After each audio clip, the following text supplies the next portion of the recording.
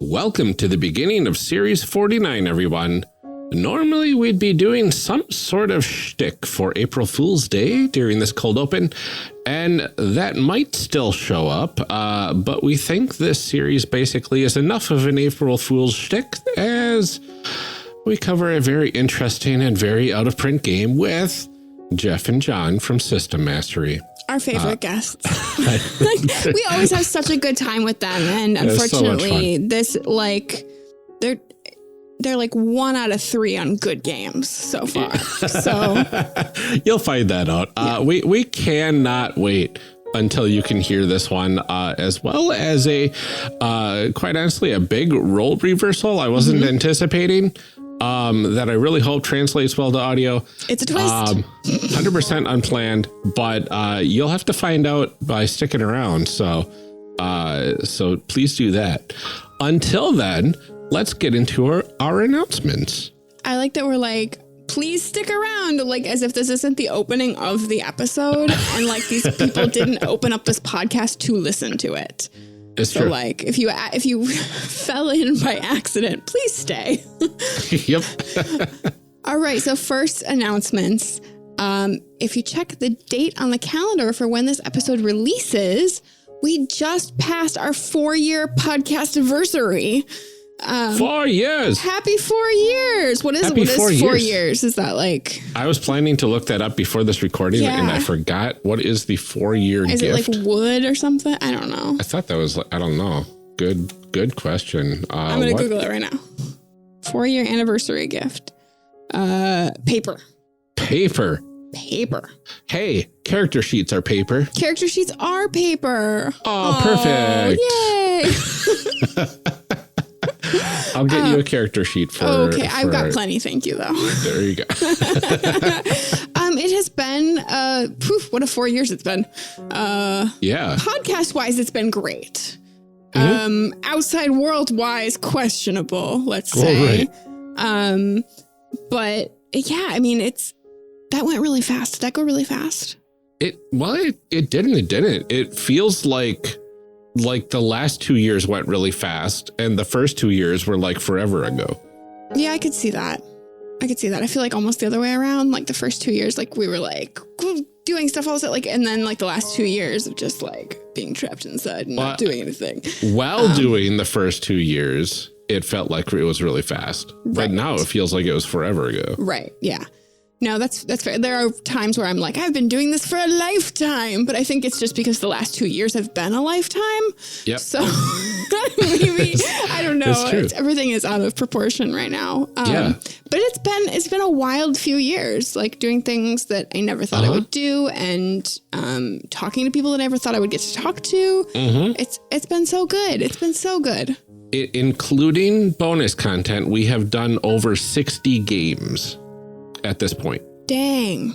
Yeah, it's ridiculous.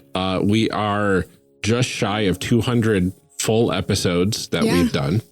And that's going to be hitting, I believe, in May. Yeah, coming up on Series 50. Yeah. So it's wild. It's been a roller coaster, and we've hit a lot of good milestones together, and now we're starting year 5. 4 more years. 4 more years. It's gonna be. I mean, at least, right? Oh, right. And we said that from the beginning. That like we'll never be done. we like when we first started the podcast, we're like, we've got enough for like 6 years of content here, and we still have enough for 6 more years of content. I mean, this shelf behind me is all things that have been released in the last year. Yeah, so, it's ridiculous. And it's obviously only some of them. So yeah, there's plenty. There's happening. There's absolutely a lot. Yeah. And like we stick to the systems that we enjoy and we want to learn about and we think are interesting for people to learn about. And then there's this game. And then there's whatever we did this time. Yeah. Yeah. Like most of the time we do really great games. And then sometimes we have Jef and Jon on. Honestly, I was chomping at the bit to get a hold of this system as well. That you'll find out. Why? Spoiler alert. Why? Because I've been curious. Well, because you needed to know, right? It's like watching a train wreck. Like I had to know what happened. Yeah. Yes. Yeah. So absolutely stick around for that because it's going to be fantastic. But no, I'm really excited. 4 years. Yeah. Should we actually announce some things? We probably should. We probably should. Yeah. Now we can get to announcements. Okay. First up, we want to draw your attention to a couple crowdfunding campaigns that are still going on right now. One of them, which is Deimos Academy. This is a game we covered in a Spotlight episode last month and is about characters returning to a boarding school under mysterious circumstances for a reunion. And they have to explore the boarding school to unlock its secrets. And the characters have superpowers, which is just a wild twist that I didn't see coming. Throw that in there. Yeah, but it's amazing. So this game utilizes a coloring book and paper dolls as part of its mechanics. And it's really just a lovely looking game with some really great creators behind it. So that one's crowdfunding on Kickstarter, has a little bit over a week as of the release of this episode. And it's very close to funding as of the recording of this cold open. Yeah. The other game to check out is Yazeba's Bed and Breakfast. They have smashed through all of their original stretch goals. They're inching their way toward another. This game is another one that we covered in a Spotlight episode last month. It was delightful, honestly. I think that is one of the more in the weeds kind of episodes that we've had where we just kind of get to pick designers' brains about why they did things. Yeah. But it was such a fun time. You can find that one on IndieGoGo, and it is absolutely worth checking out if you haven't yet. If you love the slice of life genre, it'd be pretty great to have this giant tome of RPG goodness on your shelf. It's a big book. But it's been created by a bunch of fantastic designers. It has all of these pre-made characters that you get to inhabit. It's just so cool. It's so cool. If you don't believe me, you can go listen to our episode. But if you do believe me, you should go check it out. We'll put a link to that in our show notes too. Absolutely. And in lieu of time, since we likely got a bit wordy during the anniversary talk, not too bad, but whatever. Yeah. Other announcements. It was important. Other announcements normally include our network Patreon at patreon.com/one-shot-podcast, where you can get bonus content like our latest episode where Amelia recorded character creation for Weird Scouts with her kids. And also leave a review where you can, because we are out of reviews to read. And finally, do you have questions you'd love to ask us? We would love to answer them. You can submit questions to us at questions.charactercreationcast.com. We will take the questions and answer them for a special bonus episode to release after our 50th series concludes next month. That is it for announcements, we promise. Thanks for sticking with us both through this cold open and for the last 4 years. And enjoy the first episode of our 5th anniversary of podcasting, because Ryan sure didn't.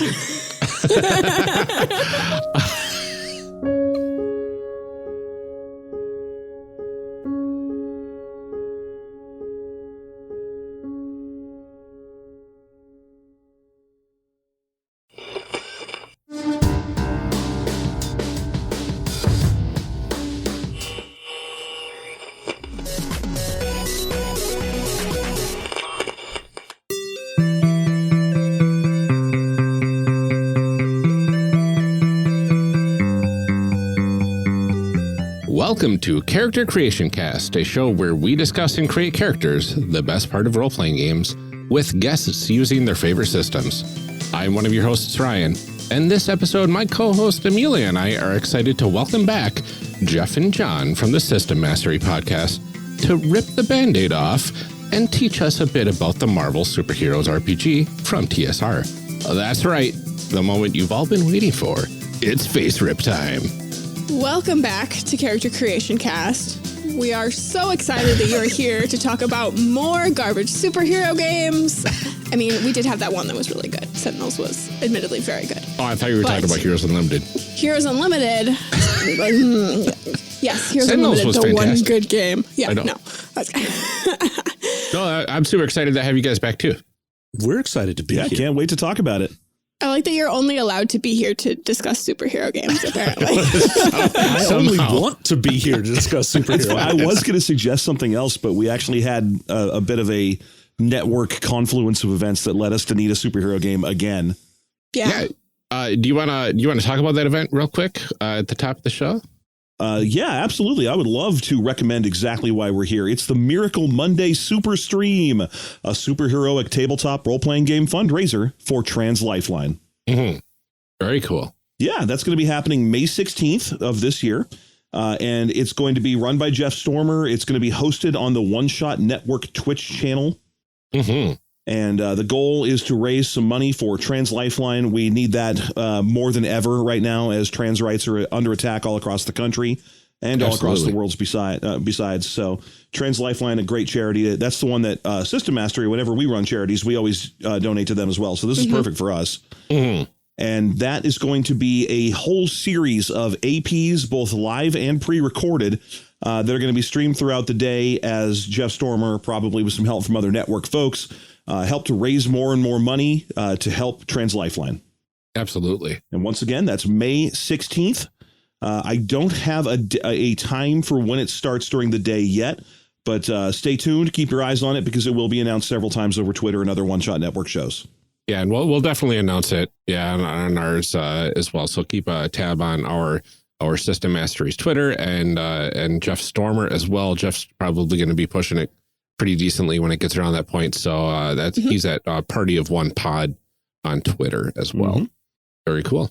But I can talk about what I normally talk about because that stuff I can spool off on at a dime's request. Yes, absolutely. So let's pretend that people have not listened to our other fantastic superhero game episodes.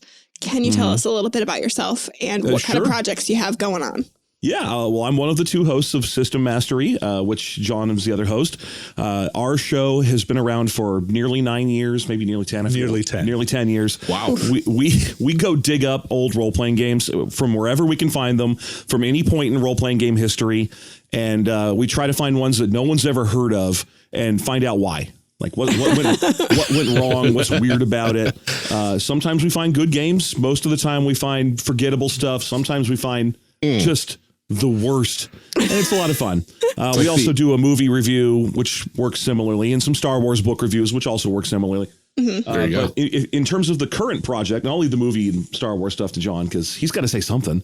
We've got our newest project here, which I'm holding up for the Zoom call and not for the listeners. Our new cookbook. Oh, there you go. Yeah. This is going to come out in April, which is the reason I'm pushing it so heavily. This is the Dungeon Meister cookbook. It's our fourth book and our first time writing an actual recipe guide. It's got 75 party recipes for getting a game table ready for game night.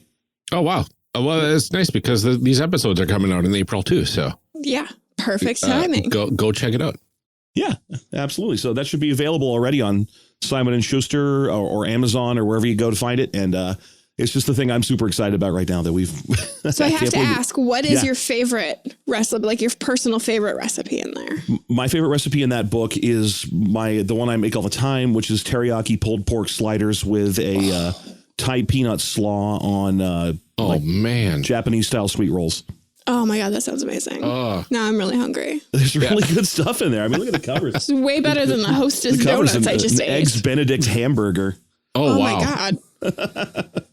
So there's so much cool stuff in there. So that's my big project amazing. at the moment. Mm-hmm. Yeah. John, how about yourself? Yeah, well, I'm also things that Jeff said. I'm here too. I didn't say a single thing about movie mastery. Also, John is here. I'm also here. I'm helping. But yeah, we've got, of course, all of our other stuff that isn't role-playing game related. As he mentioned, we've got our Star Wars novel discussion where we go through old Star Wars legends that is no longer canon and thank every single god that it is not anymore. Yeah, we're in the middle of iJedi right now. Oh, ooh.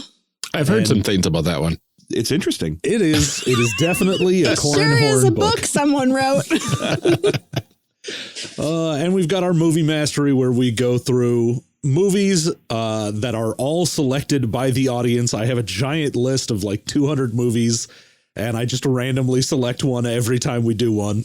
Yep, it's all done by user submission. We don't pick any movies. Wonderful. We just randomly let users pick them for us. Oh, yeah. Oh, wow. Which just led us to see some weird stuff. Well, yeah, because the audience wants us to watch just the worst garbage that's imaginable, because that's our whole deal. I mean, I was going to say, do you ever wonder, like, what did I do to you to deserve this? Oh, I made a podcast. Or are you just Provided like, years the of entertainment. content that I put out is enough to, like, deserve this on its own? Has somebody ever sent you like a gem that's like really great that nobody's ever heard of? People love to recommend that we watch good movies and kind of frame it as a treat, because they do want us to have like our fans like us, so they want us to have a nice time. So when there's, your choice between Will Smith's Pursuit of Happiness and Black Panther in studios at the same time, they'll send us to Black Panther because they're like, these guys need a break. Right? Yeah. Times are hard. So that does happen. We get a lot of compassion from our listeners. Yeah, That's nice. John, And, what is your favorite recipe in the book? Oh, I don't know. Okay, great. John can't pick one. Great. I can't. I couldn't possibly narrow it down. I do like the mimic cookie. I love all my children equally. The mimic cookies are kind of fun. They're just like googly eye cookies. just chocolate chip cookies that look like they're mimics. I mean, honestly, amazing. you put googly eyes on anything, it makes it better. Like, that's It just took me science. all the way until we were halfway done with the editing to go, wait a minute, mimics don't even have eyes. And then we were like, yeah, but they look cooler if they do. Yeah.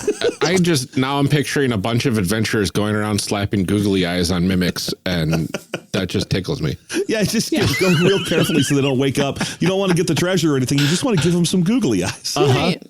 And then the next adventurer that comes by and is like, ooh, a treasure chest with googly eyes. And then it opens its mouth and you're like, oh my God, that's terrifying and hilarious. I love the idea that they walk up and go, well, that can't possibly be a mimic. Mimics don't have googly eyes. It must be a treasure chest. Perfect. But speaking of years of entertainment, to go to the Marvel FASERIP and bring it back around, this was our pilot episode that we did when it's the unreleased one. This is the game that we practiced being a podcast on. Yeah. Ooh. Yeah, we had no idea what we were doing. We recorded on 2 gaming headsets on 2 computers in the same room. Oh, and no. We could hear each other on the sound on the tracks. It was because I remember what happened was I liked movie podcasts, and I was like, hey John, let's make a podcast. And he was like, okay. And then he just came over with stuff, and we didn't Google it or anything. We were just like, this is probably how it works. How That hard makes me could feel it be? slightly better about our practice episodes. Like we practiced on D&D, which we ended up releasing as our first episode, but they were so long and they were so slow, and like we had no chemistry and no charisma, and like because Brian and I didn't know each other before we started podcasting. We were just like 2 people who met on the internet and we're like, yeah, podcasting, how hard can it be? I'm like, so I mean, they sound so bad. They sound so bad. We had the same problem we knew each other very well, but our earliest episodes are all us being very, very serious. We hadn't yet figured out that this could be fun. So most of the episodes were like, the reason that Heroes Unlimited is a bad game. And it was just, also we kept rolling dice on air, which we were not doing right. Oh man, the early days. I'm remastering the first series right now, and honestly, it's not as bad as I think it was. Like good. we're pretty bad, but our guests are amazing. Yeah, they saved it. So yeah, I'm looking forward to getting to re-release those and hopefully sound a little better.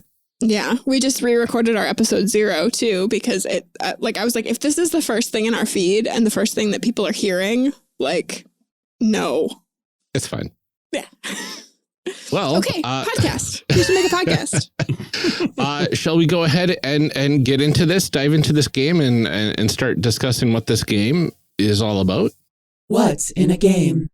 I think we should. Yeah, actually, let's not. You know what? Okay, yeah, I'm you know really what, never tired. Forget it. Yeah. Too late. now. I want to know what the core concept of Marvel superheroes is. Huh. Interesting and hard to explain. I mean, it's trying to be superheroes. Now, It does have the ability to let you just play as various Marvel superheroes that are established if you want. Happily sell you big books of nothing but named heroes with their stats all done already. Really? Oh, yeah. Well, there is. I don't know why I'm surprised. I shouldn't be surprised. Well, it's Marvel and they want to recreate Marvel. So, yeah. Plus, I suppose that's the reason you pick a Marvel superhero game over some other.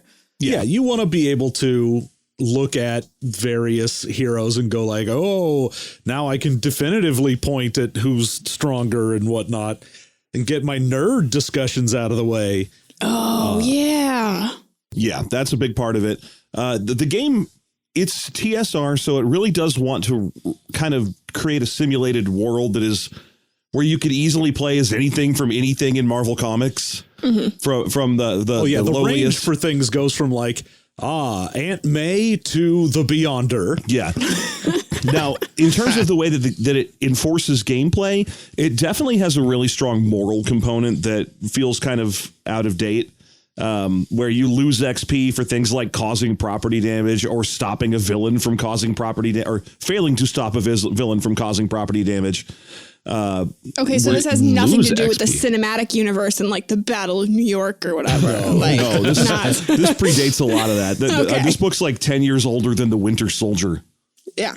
Oh, it's like 20 years older. 20 years older. Would he come around in the 2000s? Oh, yeah. Winter Soldier is very late. All right. Yeah. So it's an older book, but it definitely has the same kind of moralizing structure you see in a lot of old TSR stuff.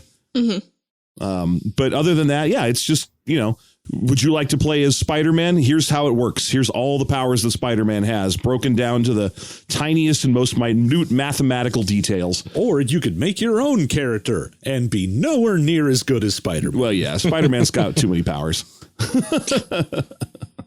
So, as far as setting, are you playing in like the Marvel universe, or are you playing in like, regular New York? Or well, I can't stop you. So if you want to run the game in like regular New York, then you can. But but it's TSR, so actually we do need to follow the rules 100%. That's right. Someone will show up. Right. Jeff Grubb will come to your house. Yeah, and he'll bring his friend Dune Buggy Doug, which is a real person who gets referenced in the book.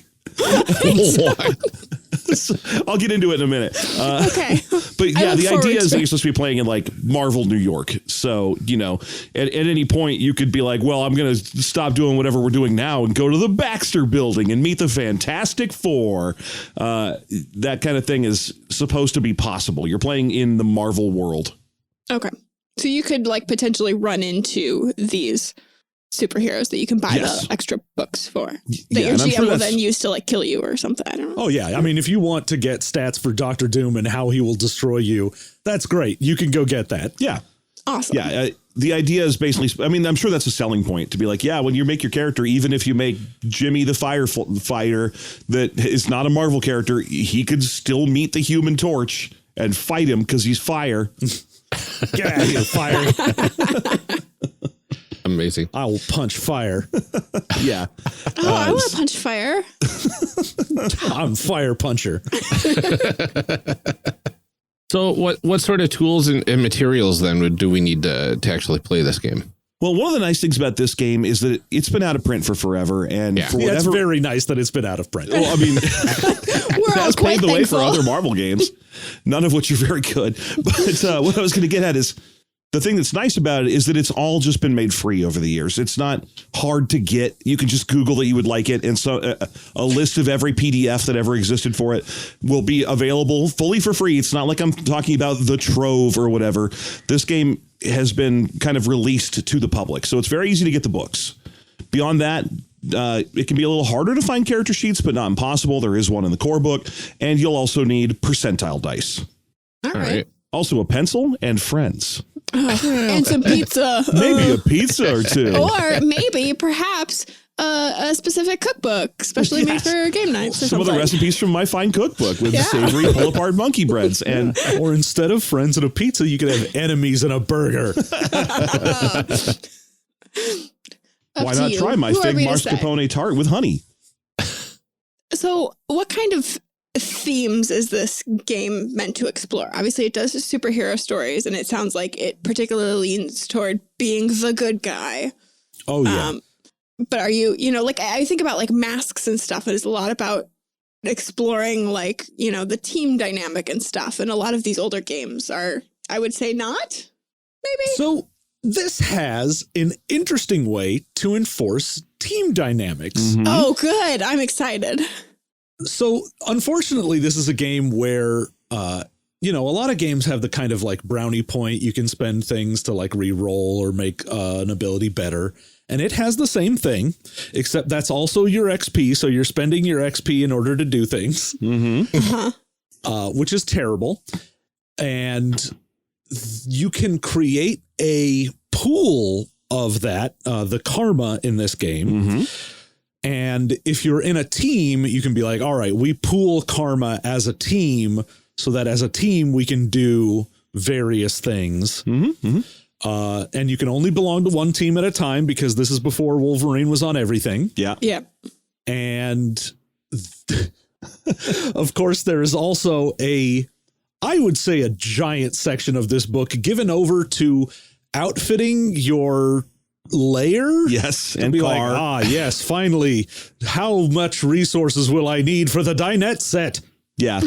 I'm sorry. Is interior decorating an important part of this game? Because I was not about it before, but now I'm here for this. Why does this game sound more and more amazing? Everything you say about it. Like, To be why? clear, interior decorating is a large portion of the book. I would not say it's a large portion of the gameplay experience.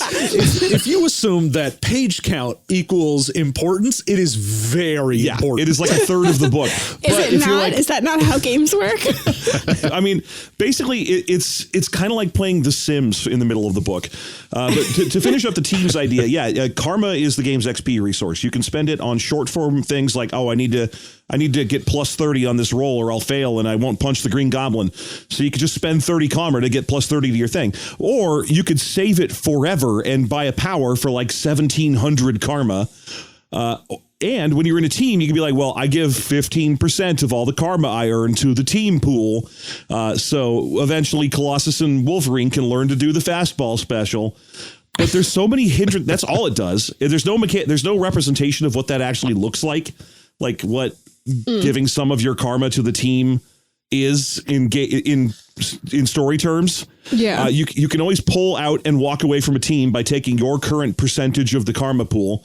And if you kill anyone, your karma is automatically set to 0 because that's the most heinous possible act.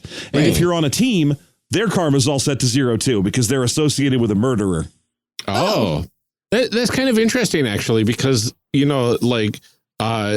games like Heroes Unlimited, you could just take your 50 caliber heavy machine gun and class 4 armor and gun down a bunch of goons for no reason as a hero, because it was a game. Marvel. It was a game of numbers. But it really, because there was no consequences aside from, maybe you'll get in trouble with the law, blah blah blah blah. But this sounds like a real negative mechanical reinforcement of don't do things that heroes don't do. Yeah, this is Marvel, and we do not want you to be the Punisher. Wait a minute. Yeah. The problem is that mechanically, it's a little I get the idea that having a mechanic in the game to kind of reinforce the don't kill rules so you can play a little more like Spider-Man is interesting, and I think it is, but I feel like it might be a little too black and white because again, this is the world where you could just buy the Punisher in one of these books and plays the Punisher. He will never gain experience. He can't because every time he kills a goon. Good, so. But he's a solo. He starts out amazing, and he's a solo individual that never teams up because he's too edgy. It's funny that we've immediately horned in on the karma mechanic because there's so much to it that kind of is the first thing you want to skip when you're playing this game. For example, I think it's the game master, the GM, is encouraged to be tricky and mess with you. So if you're playing as Spider-Man, let's just use him as an example, and you want to go out and fight, I don't know, Scorpion. And when you do that, oh no, you're going to miss a date with Mary Jane. Well, you think, okay, that's a neat concept. That's you have to make a decision. Maybe there's going to be a dramatic penalty down the line. Maybe you'll need to have a secondary scene where you explain what happened to Mary Jane. Or you could just lose 75 karma for not making one of your commitments. Like if you had to skip school that day because you were fighting someone out in Manhattan, you could lose 100 karma. Interesting. So the game That's encourages so you to do this. Unsatisfying. The game encourages the DM to do this, to be like, well, okay, Tony, you've got a meeting with Stark Industries today, but oh no, the Mandarin is attacking. What are you going to do? And you're like, okay, I know you are going to tell me I lose karma for missing the meeting, but how much karma do I lose for just letting the Mandarin blow stuff up? Also, like, why am I playing a superhero game to go to a meeting? Like, I'm playing a superhero game to do superhero things. Because you can kind of see the logical outgrowth of what that kind of play structure would suggest, which is that the best thing to possibly play is like, oh, my character's a loner orphan. He's a robot who was created yesterday. He has no ties and no job. And when he's not fighting crime, he turns off. Right. And even though he doesn't have any parents, he's still an orphan. Yeah. He was programmed to be an orphan. But then you get a growth arc of now he's made friends. You reject them. You're just like, I cannot have friends. No. Friends So here's are a a question liability. too. Like, how often are people willing to really like pool their karma? Like, I would think that people would be like, no, thank you. Well, the problem is there's no incentive to do it because it's not like, oh, if you put, points into the pooled karma, you get a bonus. Like if you put 10 in there, you get an extra point or something. Yeah, it'd be nice if there was a percentage jump. But instead it's just, oh yeah, you can put it in the shared karma. What does that do? It means someone else might use your karma. Right. Okay. And Or also, someone like, else might kill someone and it goes away. right, you lose it. Yeah. Yeah. Wow. So I mean, ultimately, I played this game a lot when I was a kid. Like this was one of my 2 or 3 games growing up, and I only learned about the karma mechanic when we redid this book for our 200th episode. Because as a kid, we just ignored it. We like read through it. We're like, that looks incredibly bad, and just refused to engage with it. Oh yeah. That. It's interesting though. Yeah, I mean, it's interesting. There's certainly, as a thing to examine as a design tool, when you look at, the mid 80s, the idea of a morality enforcer beyond just the DM telling you your alignment changes or whatever. Yeah.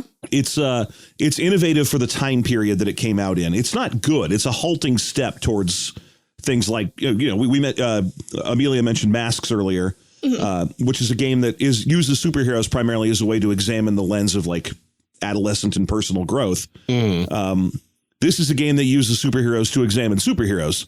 But you do see some of these morality bits here and there that are going to grow into something bigger in the future. I mean, and I do think that like the shared pool of karma is like it's an interesting thing. And I think a thing that we see more and more now of like being able to share some of your points with other people and being able to help out the team and that kind of stuff. It just seems like it was poorly executed. Oh yeah. At this point, because it's like the first time we've really, like D&D doesn't really have much other than like inspiration, I guess, like to really help or like make your team work. Yeah, then you go back to first edition back in, or maybe even second edition. And there's a lot of things back there that just aren't used anymore because they weren't the greatest sort of mechanics. Right. Yeah. So, I mean, you got to start somewhere, and they didn't invent like, the narrative style PBTA games back in the 80s easily. And right. Yeah. Looking at this, the lens of like modern gaming, really bad. Looking at it as like, this is a game that came out in 1986. Okay. That's like a little bit different. We're talking like a whole different set of little bit more standards. My whole experience with AD&D, the first edition, is that it's the biggest book ever written just to settle a bunch of arguments. Yeah. Because that's what it feels like. They were playing D&D for like 4 years, and Gygax got so mad at people suggesting alternative rules or making things or suggesting things he didn't like that he was like, you know what? I'm going to write an entire game. I'm going to call it advanced, and it's going to shut you all up. Yeah. Now you know what the rule really is. And from then on, D&D nerds have never argued or complained. Right. That settled it. He's all like, you think your elf should be level 20 because he's 200 years old? Here's level caps. Deal with it. Yeah. But you know what? When you make the game, you can do that. Yeah. I'm glad rules as written has universally become accepted as, the thing that you always have to do. Right. Yes. Yeah. Hey, I know of at least one game where there's a rule in the book that says if anyone deviates from rules as written, then the players are allowed to rebel against the GM. You can overthrow the government. Yes, you can. Yeah. You can overthrow the GM if he breaks any of the book's rules for any reason. Amazing. Well, it's written in the book, so it is. I like the rules in books that say, hey, if you don't like the rules in this book, you can change them, and then everything is rules as written. Whoa. Heavy. Mind blown. Makes you think. I know the purpose of those statements in books, but on the other hand, I'm also like, if you're going to put that in your book, then why did you write this book in the first place? Why did you bother to write it down if you're just going to be like, I don't know, do what you want? Like, I understand the purpose of it, but in my head, there's a little voice that's like, this is stupid. That's on me, though. That's fine. So, what do characters, we talked about a little bit, what do characters actually do in this game? Like, what are the nitty gritty, like? They do daring do. They do, they swing from the tallest of buildings and catch thieves just like flies. It sounds like you've got mundane stuff, too, that you... Yes. Yeah. The basic premise of the game is that they really want to focus in on Marvel in the 70s and 80s had kind of a no perfect heroes. Everyone has flaws. Everyone has a secret identity thing that, I mean, we're talking about the era where they gave Thor a secret identity. Like, it was just like 10 years earlier, but they did like where they were like, I don't know, you're Donald Blake, normal human doctor. Yeah. Sometimes people tell me comic stuff and I'm like, are you lying to me or no? Yeah, for a long time he thought he forgot he was Thor, and the gimmick of the comic wasn't that he was just Thor, but rather that he turned into Thor when he tapped his cane on the ground and said some code phrase. Yeah. Oh, yeah. It was basically a magical girl at that point. Yes. Yeah. And eventually they were like, no, not everything is a magical girl, Ryan.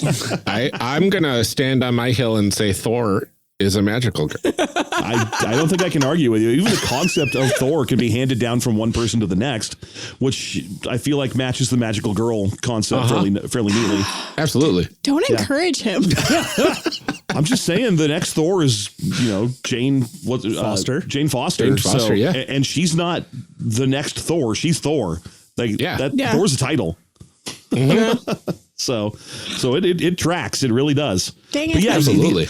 The thing you do in this game are 80 superhero things, which is to say a lot of time spent on personal. Cocaine. Sorry? Lots 80 superhero things. Yeah. But no, it's like a lot of time spent on personal soap opera style personal life developments and so on. A lot of time spent hanging around in team headquarters, having quippy arguments with other superheroes, and then also, going out and fighting supervillains. Yeah. Saving the world. Mm-hmm. Yeah. Or the universe. I was looking at some of the stuff in the advanced guide, and it's like they've got powers that span light years, and I'm like, this is just ridiculous. Yeah, like really I said, they've got ratings for everything from Aunt May's strength up to the Beyonder just rewriting reality. So. Yeah. So let's talk about team balance. Well, as a character that you make in this, you are very limited. You are not going to reach up to those like cosmic level powers. So you don't generally need to worry about that. That's going to be saved for things like Galactus. Fair. Okay. That's good to know, though, that you can't start off that way. Oh, no. Yeah, that's mostly there because the whole idea is that the game represents the full diaspora of what 1980s Marvel looked like, which means you have to go all the way from, feeble, like Arnim Zola's head stuck in a computer so he can't even move to, someone who has eternity, who has absolute power over absolutely everything. So, is that frustrating as a player, though? Because, it's not like every superhero, starts out as, a baby superhero and then is, all powerful. Some are just, lame and some are, world-defying, Well, the nice thing about Marvel is that there does tend to exist kind of tiers of where team power exists. Yeah. Like your average team is going to be, the X-Men, most of them have one or two powers. Right. And they work together well as a team. If you were to say but they exist in the same universe as the Sentry, who is basically a Superman analog. How's that fair? And it's he's not in their stories very often. And when he is, he's more of an existential threat than a guy that they have to punch. Mm-hmm. Right. But the way that the book does it, as far as balancing, is you roll on a table because this book loves random tables, tables. almost as much as I do. Honestly, so far, this is the third superhero game that we have covered with you, and every one of them has involved random rolls on a table to make characters. And I'm so excited about it. Like, seriously, everything you're saying about this game just makes it sound better and better. Oh, yeah. Now, we were told that this was going to be a bad game, and so far. Now, when you create your character, obviously, they're like, oh, if you want, you can just pick from these lists rather than roll. But why would you ever do that? Right. But you'll roll to see what type of background you have. So you might be a mutant, or you might be a altered human. So you're like, oh, I've got a super soldier serum. I'm, Steve Rogers. You could be an alien or a robot or whatever. Mm. And then whatever your background is, you take that and roll on a table to figure out what your stats are. And that's got basically a range that you can roll within. And that means you're never going to, like, even if I roll on my D100 a 100 and I get the best I can get, you're never going to get to the point where you're like, oh, I'm, punching like as if I was a god. You're like, no, you might, if you have the right background and the best rolls, get to like close to Hulk-ish level strength. Mm-hmm. But there's never going to be like, oh, I punched through a planet or whatever. Because all of the stats in this are names instead of just numbers. Well, they're both. Mm-hmm. But you can get up to monstrous is the highest you'll ever get in a stat in this as a starting character. As in the core book, yes. And most of the people will go from, if you're just like a regular human, or augmented human, because there is no such thing as a regular human in this game. Not in the core book. Then, you'll be like, oh, I can roll from feeble to incredible. Mm-hmm. Yeah. So you might not even get up to the higher echelons that some of the other things could get, like aliens can get monstrous in certain categories and things. But yeah. Because past monstrous is unearthly, and then it goes to shift X, Y, Z, and then CL 1000, 3000, then the top tier CL 5000. Yeah, which totally makes sense. Well, that's a regular order for things to go in. So shift X, Y, and Z are called that because of the mechanic of the game called column shifting, where for one roll you can be like, well, I'm normally at incredible, but for this roll I'm going to be at amazing, so I have to roll 3 column shifts to the right on the big resolution chart. Oh. So shift X, Y, and Z are supposed to represent like if you're already at the top, like if you're already at monstrous or amazing or whatever's at the top, and you get a column shift 2, you go to shift Y because it's they didn't think of names for them. And then because they just kept writing books, class 1000 through 5000 are for characters like Galactus and Uatu the Watcher. Yeah, it's that kind of thing. Oh, goodness characters gracious. You would never actually interact with. All right, so now that it sounds like there's math involved with matrices and whatnot. Yeah, for sure. Things are looking a little less good for the game. So yeah, why don't you go ahead and start by turning to the very, just scroll to the back of the book, the bottom of the PDF. And find the chart of resolution. You're going to want to rotate it if you can do that. Ah!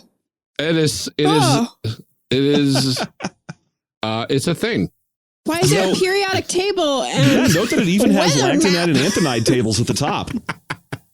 And that's going to be how you figure out whether or not you did something and how well you did something. There's a percentile dice. What? Yeah. Why, if there's percentile dice, do I need to reference a chart? Okay, so here we go. Because every single different named rating has a different success level. Yeah. So let me just describe this to people really quick. It is a big rectangle with a secondary rectangle attached to one side for the really, really high level power stuff, with gradient shades of green, yellow, and red running throughout. And those are degrees of success. So, for example, if your character, you would cross-reference your current stat. Let's say your character is good at fighting and they have the good rank in fighting. You would look at the good column. And when you make your percentile roll, which is the vertical axis you can see on there. Yeah. Let's say you rolled a 40 or a 56. Let's say a 56. You would cross-reference those two lines, go down to 56, go over to good, and see that you rolled a green result. So you have a moderate success. Then yellow and red are, increasing severity of successes. Yeah. So what that means is with column shifts, let's say that you tried to punch some guy who can slow down time in a field around him. So his power is that when you move in to punch him, you get column shifted 1 to the left or -1 column shift because your punch is automatically weaker. So now when you roll, instead of looking at the good column, you would look at the typical column and all of a sudden you fail the roll. Oh, okay. I get it. Yeah, I mean, it's not difficult to read. It's, it's just one of those, this feels superfluous. Like, why don't you just say you take a -10? Like, yeah, and you can't just automatically know all of the cross. Yes. You have to have the chart. The main problem is you look at the number breakdown and it's not really broken down in a normal, every, 2 or 3 or 5 or whatever. No, 1 and then 2 to 3, 4 to 6, 7 to 10, 11 to 15. Yeah. 16 to 20. By 4s for 21 a while. to 25. And then once it hits 75, then it slows back down again. 76 to 80, 81 to 85. It's got a bell curve in the percentile die chart. Wow. But it's a really shallow bell curve. Yeah, because the high end and the low end both are much tighter. Yeah. And then the mid-range are all within 4s. But it's one of those things where you can't just go, every 10% is a whatever. Yeah. You're like, if I roll a 35, I have to sit there and think, where does that fall? So you always need the chart open. Standard deviations of the expected percentage. It seems like 100 is always the best you can get, no matter where you're at, though. So that's nice, at least. And then a 1 is always a miss. Yes, so, that's correct. Yes, we're rolling on percentile dice. 100 seems good. You would think that there could potentially be I have laser punches, so I add +30 to my percentile roll. That's never the case. Instead, it always moves around on the column chart and not on the actual number. Oh, that's really interesting. Yeah. But also, goodness. You can see up above the roll chart when you look at the fighting agility things up here for different types of attacks, what it means if you get a green, yellow, or red. Mm-hmm. Yeah. So a green just means you actually hit. But when you get yellow and red results, you can do interesting things like, I can do a slam attack or I can stun someone. And a lot of them have kill as a result in red. Yeah.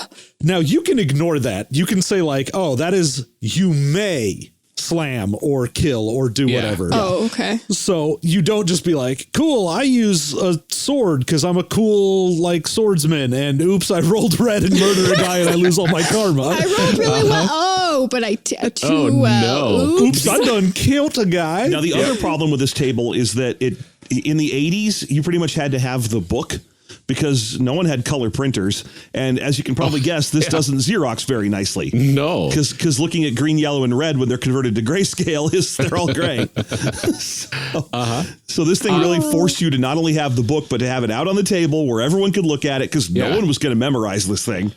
It's very interesting, that there too. was some guy who did, though. Oh, I'm sure there were people who is. took graph paper and recreated it with highlighters. Yeah. Oh, that's smart. It's funny because grappling and escaping on a green is still a miss. Yes. Yeah, it's wild. Yeah, this is one of those old games where a moderate success can still be a failure. I'm kind of into this. It's weird. Of course you are. I know, but I'm just really summed up our. Yeah, you're. Dear listeners, we'll have to put a picture of this on our Twitter for you. Yeah, or you can just go find the player's book for Marvel superheroes because it's free and everywhere, and it's on the back of the book. Ooh, it's wild. This is a thing. Yeah, I just wanted to get that out there so you could get a sense of what rolling is like. And it gives you when you're looking at the top line of the chart, you'll see that the shift 0, feeble, poor, typical, good. You'll see a number in that the column at the bottom. When you are rolling your stats, what you're going to do is you're going to use that number. So even if you rolled a 52 on the chart for your character stat tells you that gives you a remarkable, you're not going to write down 52. You're going to write down, I think, 26. 52 would give you amazing. So. Oh, well, okay. Yeah, I suppose that's depending on which chart you're rolling on, right? Right. Because there's 4 different charts in there for mutants and altered humans and aliens. Oh, no, I'm saying rank range. Oh, the rank range, if you are within I'm talking 8 about to 15, creation. you are good and so on. No, I know. I'm talking about character creation. In character creation, you're going to write down the minimum number for that rank to give you something to grow on, because you can, when you upgrade a stat, you spending karma to do so, you don't just buy another rank. You don't go like, well, I'm going to spend 50 karma to move from amazing to monstrous. You instead say, I'm going to spend 50 karma to move from 63 under monstrous to 72 under monstrous. And someday I'll make it to 88 and move to unearthly. Ooh. Which won't happen. You will never do that. No, that'll never happen. This game's XP costs are so wildly mismanaged that you're just never going to level anything. So like Heroes Unlimited. It's very similar. You make a hero and you're basically set. I mean, the big difference with Heroes Unlimited is that you're done when you finish your character creation. That's like just assumed. There's not really a mechanic to get more powers. Here there is, but it's aspirational. It's like how you can see the go-kart when you're getting tickets at the Chuck E. Cheese. It's all about that hand-to-hand combat leveling in Heroes Unlimited. You know what I mean? When you get like 100 tickets at skee ball and you're like, ooh, there's a go-kart back there. 300,000 tickets. Oh. See, I was thinking you meant get a ticket for the go-karts. I don't know. They don't have go-karts at Chuck E. Cheese unless they're aspirational gifts behind the gift counter. I'm not talking about a family fun center. Oh, I'm talking about a Bullwinkles, baby. Amazing. So there are a bunch of stats to talk about as well. Absolutely. Yeah, a whole FASERIP. A FASERIP of stats, plus a couple extras. That's coming in 2 sections. Oh, sorry. I didn't mean to. No, it's fine. Yeah. No. I'm if excited it makes sense to talk about about it now, we can talk about it now. It is very I excited to want talk to about do this. FASERIP. This is your show, and I want to do it your way. Okay. All right. Well, my way You're would be in to charge stop here. doing this game. Stop letting Ryan pick things. Let's get hamburgers. Yeah. We can make them from that fancy book you have. Yeah. There you go. What do you think makes this game unique amongst superhero games? I mean, we've talked a little like about a few things here and there, but among like the plethora of superhero games out there, what makes this different from a Heroes Unlimited or, something else that's also terrible, probably? I mean, we are pretty much the sommeliers of the superhero role-playing game world. Just by dint of what we've been doing. I'm going to swirl this RPG around in my mouth. This one has legs. Spit it out. There's a good body to this one. That indicates it was made in the 80s. But no, okay. This is a nice XP finish. We definitely just talked a little bit about what might be the most defining characteristic of the game, which is that giant resolution chart. Yeah. Like if you come away from reading this game, that's going to be one of the major things you remember. I would go to bat for this game having some of the most interesting supplements of a superhero game with some of the best character creation random tables, if that's the kind of thing you're into, that there has ever been. If you're not into that kind of thing, it's still something that makes this game unique, but it's like a big warning sign. Yeah. Yeah, if you manage to get the Ultimate Powers book for this, you can end up being like, in normal role-playing games with superheroes, you'll get things like I can shoot a laser or I fly or whatever. If you get the Ultimate Powers book, you'll end up things with like, I've got light skates that I use them to fly, but only by flapping my legs. And you're like, what the My favorite is the one where you automatically teleport to where danger is. And the power rank only controls the distance to which you teleport involuntarily. Oh, no. Yeah, it's like Spider-Man Spider Sense for danger, but it teleports you there. Yes. Oh, so wow. you could be like, I'm taking a shower, and then all of a sudden, whoop, I'm on the moon. Oh, no, someone's robbing a bank, and here I am, just bare naked, running around like, stop that. So, yeah. Oh, wow. Yeah, I was reading the foreword to the Ultimate Powers book, and they're like, we examined every single superpower that anybody has ever come up with ever and put it in this book. And then we added more. Yeah. Mm-hmm. Yeah. Like what I usually tell people, because I'm a big fan of masks. I like masks. I like a lot of modern superhero games. Masks and Sentinels are some of my core favorites. One of the things I don't like about masks is that given that is so much a focus on character development and growing up, that the powers in the game tend to be like, oh, just choose one of these 4 powers that's on your playbook sheet. You have shifting powers or transgressive powers. And I'm like, I want more random granular crap in my game. Right. Right. And so what I will tell people is get that ultimate powers guide, roll your powers in that, and then play masks with those powers. That does sound amazing. It doesn't matter if they don't do anything. That's just a descriptive hook for you that you've got the weirdest powers. That would be a lot of fun to take like a game that has this level of granularity to the powers and nitty gritty. Like, here's all the rules for this one little power, and then just throw it into a completely narrative game. And toss out the rules and just say, all right, my guy can like fly through planets specifically, and that's it. I have phasing ability, but only for planets. You can build that. That's not even complicated. I mean, everything in this game is complicated, but it can be done. It can be done. You can just, point A to point B. Yeah. That's your superhero name. Yeah. Shortest distance. Shortest distance. There you go. Mm-hmm. That's a and he can start every comic. He can start every comic he's in by demonstrating his power by folding a piece of paper and then poking a pen through it. Yep. Just like he's in every movie about warp travel. But you see, if you bend space, he says, and everyone's like, yeah, we've all seen it. We've all seen Event Horizon. We've all seen Star Trek. Yeah, we know Kurt. It's fine. So if you go into the land of the Bamfs and then you teleport out of it. I'm really excited.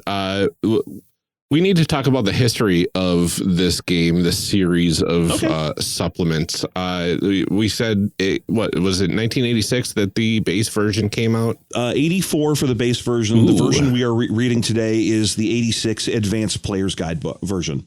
Oh, wonderful. Yeah. So both versions written by the same guy, a D&D author by the name of Jeff Grubb. And this is back when you could be a little more chummy in game writing, which is when I mentioned earlier that gag about a Dune bug fellow, because he puts asides into the book a lot that are very personal. And so you'll come across things that are like, really the only difference between a two-wheel drive Jeep and a four-wheel drive Jeep is that a four-wheel drive Jeep gets stuck in even weirder places. Source, my good Dune buggy friend, Dunebug Doug. What? My friend Donkey Doug told me about how four-wheel drive sucks. And you're like, what is this game? What are we doing in there? But it basically is just a sign of the times that there was less editorial restrictions and so on game writing in the era. So you could just put in whatever you wanted. For better or worse. Yeah. There are just an absolute, I couldn't even begin to tell you the list of supplements for this. There's an incredible amount. They kept printing up until the early 90s. So I know that we got as far as the point where there's multiple X-Force books. Which feels weird when you're reading this. You're like, oh, this is the mid 80s. Like, this is when She-Hulk reigns supreme. And then you get to the end and it's got all that Rob Liefeld art and a million pictures of Cable and so on. Yeah, I mean, this ran for a while as a thing they supported. Yes, they kept supporting it for a long time. There's a million interesting supplements for it that I don't even know how to describe. I'm used to just like 3 of them personally. The Player's Book, the Ultimate Powers Guide, the DM Guide, and I believe I also had a Power Armor tech source book that we made a lot of use out of when I was a kid. Oh, nice. Well, yeah, who wouldn't? Power Armor. Come on. Yeah. Yeah, exactly. If that's an option, we're picking that option. So one of the other fun things is that this is the first of 3 Marvel role-playing games. Yes. And those they keep shopping it around. So this one was made by TSR. The next one was made by, I want to say it's I forget who. It's called Saga Edition, but it's not the same saga as Star Wars Saga, so it's not made by Wizards of the Coast. And my understanding is it is a card-based game, but I've never actually found a copy of it. I'm still on the market if anyone knows. Oh, wow. And then the last version, the most recent version that's been published from around 2003, so still very old, that's Marvel Diceless, which is, again, an incredibly different game that uses no dice at all. It's all done with, like, resource stone allocation. Mm-hmm. And we've reviewed that one, and it is borderline unplayable. Oh, no. And if you're curious as to who would publish a borderline unplayable role-playing game, it's just Marvel. They didn't shop out to a role-playing design company or anything. They just did it in-house and messed it up real bad. Well, I mean, somebody's got to design games. Yeah. But yeah, this is the first one, and I think most people, I can't say for certain, because again, I've never read Saga, and I don't know that much about it, but my understanding is this is kind of the most universally well-remembered one. But we do have the next Marvel one coming out. Yes, there's another one coming. I think close to when this comes out. It's supposed to be in April. Yeah, Modifius is making it, right? Yeah, we get the Marvel Multiverse role-playing game. Yeah. Oh, very nice. And it looks very interesting as well. So that should be, it's a Modifius game. It should be coming out fairly soon. I don't know much about it. The only thing I remembered was that I saw the cover and I was like, who's this weird skinny guy? And was told that that's what Thor looks like now. Yeah. Oh. He looks like Elric of Melna Bonet now. He's got, long flowing hair and a weird sort of starry shirt. He got very pale for some reason. Yeah. But anyway, yeah, there's a new one coming.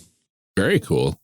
Okay, so now we can talk about the stats in this game, and we can say the words FASERIP. Now you're allowed to FASERIP. One thing that's probably worth mentioning when we talk about time. FASERIP over and over again is that there is another role-playing game out there, a retro clone of this game, printed, I published, I want to say within the last 3 or 4 years, that is called FASERIP. That's the name of the whole game. Yeah, so that's out there. It's on Drive-Thru RPG. I've never actually read it, but I just wanted to point it out so that to avoid confusion that yes, there is a game that exists called FASERIP. This ain't it. Mm-hmm. This is what that was based. So yeah. you're pronouncing the S like a Z, which is a little bit less fun. Oh, you want to say FASERIP? He wants to say FASERIP. Yeah. I've always said FASERIP. Yeah. Well, but you do you. You say FASERIP. I think you can say whatever you want and it'll be just fine. Potato, FASERIP, FASERIP. Let's call the whole thing off. I want to pronounce the E like it had an accent on it. FASERIP. FASERIP.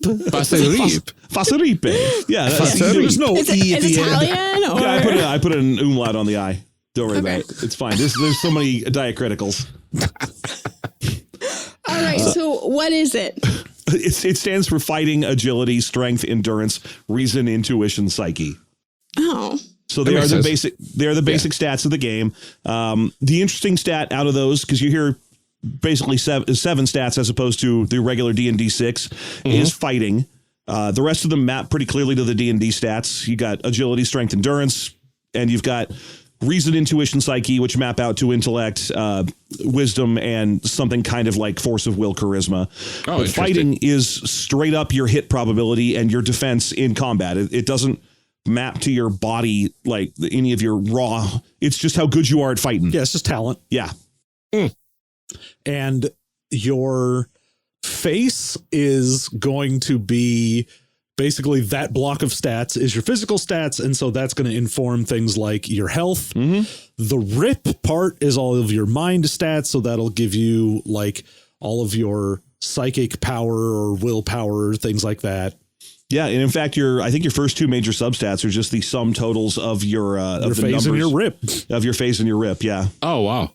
So that's like your health and your pool. I forget is the RIP pool karma or is it? No, it's like a spell point. I mean, thing. It might be karma. I don't remember. It's been a while. This was episode 200 for us, and we're at 222 right now. Oh, there you go. Yeah, I think karma is from RIP. You also get a bunch of other stats that aren't like your physical stats, like your resources, popularity, your popularity, which if you are a mutant, you have 0 popularity because everyone hates mutants. And this is Marvel. Also robots, because no one cares about robots. So you have 0 popularity. The best thing in this game is that you can kill robots with no karma loss. Oh, wow. Well, because they're already orphans. Because they're not. They're already orphans. Yeah, you can also kill orphans in this game and not lose karma. Oh, that's horrible. Well, I mean, I kind of get it because I guess the only problem is then that that's the whole like our robots are sentient robots. Are they actually sentient? Well, the problem is that it's the kind of question that makes a lot of having a stoned conversation while staring at the stars, purely hypothetical, no background details, to be like, what's the morality of killing a robot? But when you tie it to the Marvel universe, you change it immediately to what's the morality of murdering Vision? Yeah. But the game Well, is apparently like, it's fine. You don't lose karma in the game because they can be repaired. Like if I blow a hole in Vision and then someone comes by and is like, well, I guess I'll replace all these circuits and boot them back up. That's why you don't lose karma, is because you didn't really kill them. Yeah. Which is funny because even by the 80s, that was historically inaccurate, that every time Vision got really messed with and turned back on, he was like someone else entirely now. His backstory is the dumbest backstory in Marvel. That's because they had to keep That's a bold claim. They had to map Power Man's brainwaves onto his body. Yeah, he's built out of the original Human Torch, who was an android, and then he got mapped with the brainwaves of Power Man, but then later Power Man said that he wasn't allowed to use his brainwaves anymore. Well, you see, Ultron took the original Human Torch. We all know this. Everyone knows. It's funny. Everyone knows. It's funny because Vision, even in the MCU, has like a complicated, kind of hard to remember backstory. Like he's made out of a bunch of stuff that happened in Avengers 2 all at once, but his actual backstory is so much worse. Oh, man. I want to be able to keep track of it, and like I do, and as somebody who like enjoys L5R and like spent a lot of time making a podcast on the lore of that, like I feel like I can't say, like I want to be able to keep track of it. I don't think it's like physically possible for any one or two people to. Well, I mean, you've got like catalog 60 years worth of backstory for things. Right. And then the other thing I would really not want to do is view this game's morality mechanics through the modern lens, when now Vision has like teenage children that are also robots. So you're like, is it perfectly moral to kill Vision's kids? Right. Well, because those robots are not orphans. Those robots don't exist. Yeah. You have to kill Vision first, and then the kids are right, and then those Yeah. robots are already orphans, and then it's fine. See, and because Vision is a robot, you don't lose anything for killing Vision. Once you kill Vision, then his kids are free game. It's really about what order you do it in, I think. Welcome to the murder operation. The hardest question of all is that comic also featured them building a robot dog for the family. Now, if you kill a robot dog, it's straight to the you cannot ocean. kill dogs. You walk into the sea. You monster. Welcome to the family-friendly character creation cast, where we create characters and kill robots. well, I should point out that it's very family friendly because we all just agreed that it's not okay to kill a robot dog. It's very true. Right. I think that's, It's very true. Dogs can never be orphans Yeah. because they're good. They're good boys. There are everyone's kids. right. That's obvious. So the stats range in. We already talked a little bit about the ranks that they range from like feeble to monstrous for starting player characters. Personally, I'm not a huge fan of these words. I think it was probably a good idea because they were trying to tie in to the comics that they made. You know, every comic was always like the Incredible Spider-Man or the Hulk. Yeah, the Incredible Hulk or the Amazing Spider-Man Or the Spectacular Spider-Man, which they don't use spectacular in this, and it makes me very angry. but the problem is that it's hard to remember that when you have a stat and your stat is good, that's actually bad because that's second from the worst. Well, that's like a tall at Starbucks is actually the smallest one. Yes, exactly. And so in my mind, it's much easier to just go by the numbers. But I mean, I get why they were doing what they were doing. But the idea is that you roll for rank values and you also have to write down the numbers. Yeah. Oh, wild. It's a weird system. Is there any other terms, concepts that we'll need to know going into character creation? Well, we already talked about column shifts. We didn't talk about the origins, which are probably the most important thing you're going to need to know going into character creation. If you're using the core book, there are only 5, and those are altered human, mutant, high tech, robot, and alien. Okay. And what those will do is each one of them will give you one little bonus. Like, for example, mutants get an extra power, but by the same token, they have to set their popularity to 0. Aliens have 1 less power, but they have way better stats, like stat potential, and so on. But they also give you a table on which you roll your stats, which will have potentials based on what you are. So if you're making an altered human or a mutant, you have fairly low potential because, Cyclops has crazy powerful laser beams, but he himself is pretty much just a muscular dude. Right. Cyclops. But if you make an alien, it might just be that the entire alien species is enormous, jacked hippo men who have super strength. So it might be a real tall elephant man who can become a slightly taller elephant man. Does he maybe fly a tiny plane? Maybe. He could fly. Might create clouds of darkness and fire dark beams out of it. Yeah. Who can say? Who could possibly know? See, this is why I like these games. I mean, I didn't have to cheat or anything to make Event Horizon the Elephant Man and Heroes Unlimited. That just happened. That just happened. Absolutely. I am so excited to see what sort of random nonsense we get. And we have to use the Ultimate Powers book. Oh, of course. Now, the Ultimate Powers book, I mentioned that there were 5 origins in Ultimate Powers. In Ultimate Powers, there's like 30. Yeah. What are you going to say? John, you wanted to... The other thing to know is, in addition to getting your stats and your powers, there are talents, and talents are essentially just ways to shift your column for certain actions. So they don't really have skills per se as much as they have talents. Normally, if you're like, oh, I want to try and do something, it'll map to a stat. But if you're like, oh, I have a talent for specifically driving, then I might column shift my agility when driving. Oh, right. Talents. Yeah. The other thing you'll find out is number of contacts you have. So, friends or allies or whatever you happen to have is one of the other things that you will make at the start. The other thing we mentioned earlier, we were talking about team balance, and that is the point at which you realize that there just isn't any. Because when you're rolling powers, if you roll high, you'll have 5 powers out of a maximum of 5 powers. So you think, oh, well, there's no room to grow. That's okay. If you roll really low, you'll have 1 power out of a maximum of 4. Oh, so you get way less powers, and if you feel like spending or saving XP for years, you can almost get as good as the person who rolled high at the beginning. Wow. Perfect. Love it. Yeah. I mean, that's fine. It's not going to cause any kind of resentment or problems at all. That is the Ultimate Powers book. The difference between number of powers you start with and what you can grow in is much less varied in the main book. Okay. If you roll real bad, you'll have 2. If you get real good, you'll have 5. Yeah. But like... You get to that Ultimate Powers book and it just goes absolute buck wild. Yeah, the first character I ever made in this game was an iguana that got turned into a dragon, and it had 14 powers because of random rolls. Wow. That's so much to keep track of. Oh, yeah. The fact that you can roll a 100 on number of powers and you get 14 is like, what am I doing here? Yeah. So, but I mean, don't worry about it. Just don't roll high on the how many powers do you have chart. Just don't roll high. Yeah, don't roll high. Just cheat, so you have a lower roll and you want it to do as much work. I don't know about that.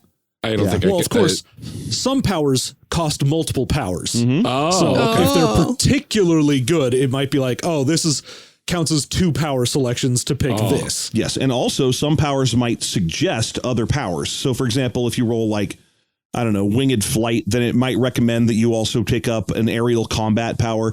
And if you get given that option, that recommendation is actually a unlock. So you could be like, well, I rolled winged flight. It suggests aerial combat. I don't have to roll up aerial combat later. I can just write it down now as one of my power choices. Oh, there you go. But go. it still counts as an additional power, right? Yes, it's like unlocked. It still takes trees. a slot. But you don't have to, if you're You doing don't the have to random roll, wait it for it to essentially come up. says now you can just pick this. And of course, just like every other game, all of the random rolls are optional. You can go through and pick the powers you would like to have. But super lame. I've never known anyone to do that. And I think rightly anyone we found out who was doing that would be shunned. And I can't even imagine, like, with the amount of options, the decision paralysis would be overwhelming. I mean, you see the tables in this, and if you aren't salivating to start rolling some dice on it, I don't even want to know you. Now, there is one other thing worth getting into, which is that if you happen to roll a high-tech hero or a magical hero, welcome to the land of subsystems. Because if you roll a high-tech hero, you're going to have to go to the gear creation sections and start building power armor suits and junk. And if you roll magic, you get powers the same as, but now they have failure chances because magic in Marvel is granted by forces beyond our world, like, the hoary host of Hoggeth or the rings of Ragador and what have you. And in this game, where Doctor Strange normally doesn't have any problems with those, in this game, he might. He'll be like, well, it's TSR, so now there's spell failure. There's failure, which the regular powers don't have a failure chance. But for him, he's just like, by the hoary host of Hoggeth. Oh, come on, work. Oh, Hoggeth. Oh, Hoggeth. And the tech one is mostly just skinning. It'll be like, if I have laser blasts and I'm a tech here, I just say it's part of my armor. Yeah. Because there is also an entire subsystem in here of buying or making gadgets. Oh. But it is very difficult. You can kind of be like, I made a gun that duplicates a power. But it only has like X amount of uses and it might break or it might just not work. But if you have the power as a power, then you just go, whatever, it's my repulsor beam, it always works, I don't need to worry about it. There's this whole thing that's like, hey, if you want to play as Forge, for example, and his whole deal is he can make all kinds of crazy gear, the book will straight up tell you Forge is never going to make an Iron Man suit because the Iron Man suit is a core origin power for Iron Man. All the junk Forge makes is gadgetry, and it will never rise to the level of the Iron Man suit. It's not supposed to. His powers are something else. Yeah. Iron Man, also a magical girl. Yes. Stop it. I think functionally. Transformation sequences, character growth, all that sort of fun stuff. Yep. Yeah. Alcoholism. Yeah, total alcohol. Well, I mean, he could be a Madoka magical girl where all kinds of bad stuff happens to him constantly. Yeah, it's fine. All right. Well, are we ready to dive into the actual character creation stuff? I think we are. One thing I would like to suggest, because again, we are going to use the characters we're making today in a AP game for a network event that's going to be happening fairly soon, a Trans Lifeline fundraiser, which will be held on Monday, May 16th on the OSN Twitch stream. So because we're doing that, these characters are going to be for a themed game that we're going to play later. I'm not going to tell you to change anything about your random rolls and so on. I just want everyone who's making characters to think Halloween. Yes. Okay, that's all. That's the only advice you need. Okay. Whatever you get, skin it for Halloween. Flavor it for Halloween. Perfect. Amazing. All right. Well, I guess let's make some people. Let's make some people. So I'll be using the Ultimate Powers Guide, and I hope hopefully most people will be. In which case, your random rolls will start on page 3 with an incredibly cool percentile roll. Amazing. It's time to see what my physical form is. Awesome. Gosh, I'm excited. I'm excited to roll some dice and see what sort of nonsense we come up with. It sure will be a thing. All right, so physical form. I'm in the Ultimate Powers book because, of course, as I should be. There is, like 36 different potential outcomes on this 1 through 100 table. Yep. And I really hope I don't roll 26 or lower because that's normal human and that's boring. Yep. Yeah. I love that they make a difference in physical form between normal human and humanoid race. Well, that's if you want to play like an elf or something, because you got to take into account that the Marvel universe does have elves with a gun. No, that's a DC guy. No, there's elves because there's the 7 realms of Asgard, the 7 deadly. Realms of Asgard. That's very sure. Because there's the dark elves, which were the evil elves, and there are also light elves in Alfheim as opposed to Svartalfheim. So there's just both elves and dwarves. Well, and Tolkien is part of the Marvel universe, as you know. Yes. Just gonna make all the Tolkien nerds mad. Can I make Sauron or Saruman in this? Yeah, for sure. Yeah, then your spells fail. He's just a wizard. He's a deity wizard. That's true. Yeah. Amazing. All right. We're going to go ahead and roll, see what I get. All right, here we go. 100. I got 100. You got to change. Oh, you're going to have a tough time. Again, didn't you have changeling last time? No, you had some kind of like form changing thing last time. I was a chameleon last time. Oh, okay. Yeah, get ready. You're going to be rolling like you're basically making 2 characters who can turn into each other. Oh no, that's amazing. Oh no. Like when you go and look up what changeling is, it literally is like make 2 characters and you can spend like an amount of time to turn from one to the other. Wow. Okay, yeah. So I rolled changeling and I go to the changeling subtable. Effectively, hero can transform into any of a number of possible body types. Each body type aspect of the changeling possesses its regular advantages and disadvantages, blah, blah, blah. Yeah. You're basically making 2 characters. if you want to do it. That seems complex, but that seems so compelling. Well, find a way to tie it to Halloween. I'm fine with it. Oh, absolutely. Costume on, costume off. Oh my God. Did I just make a magical girl? Well, let's see. I rolled an 86, a magical girl. I'm kidding. John, what did you get? I got the exact thing I wanted. Oh. I got a deity. You got 89? You got deity? I was hoping for an 89. Oh, I'm so deity, happy. Really good. You get some amazing stats. Amazing. No, I get some remarkable stats. Well, I almost got 100. I rolled a 98. Oof, what's that? Undead. Nice. Perfect for being a Halloween character. Yeah. So I'm zero complaints about that. You're set already. Jeez. Yeah. What did you get, Amelia? I got a robot. A rock. And I got a rock. A robot usiform. So anything except human shaped. Oh. Yeah, usiform robot was the one I was hoping for. And it is we could trade. It's purpose-driven robot. The idea behind that is that you are a robot built for a function as opposed to a robot built to impersonate a human. Mm-hmm. So you can be like, oh, my character looks like a spider or a black cat robot or something. Anything but human, as long as it kind of has a reason why it doesn't look like a guy. Yeah. So I think I'm going to wait until I know more about the powers before I decide what the shape is. That's a good choice. Yeah. Okay. So as a changeling, I need to roll again twice on that form table. Yes. Is that correct? Uh-huh. Well, whatever it tells you. Yeah. If you scroll down to the bottom of the power section, there's an instruction for what changeling. Okay, here we go. First, you roll a percentile to see how many more times you have to roll. I can do it. I can have more than 2 forms. You can have up to 5. Oh, wow. Okay, we'll see what happens. 99. What in the world is happening with my dice? Yeah, you have 5 forms. I can make 5 characters. Yeah, you're gonna be. You have 5 forms. 5 forms. It looks like the powers are shared between all forms, right? So okay, they possess regular advantages and disadvantages.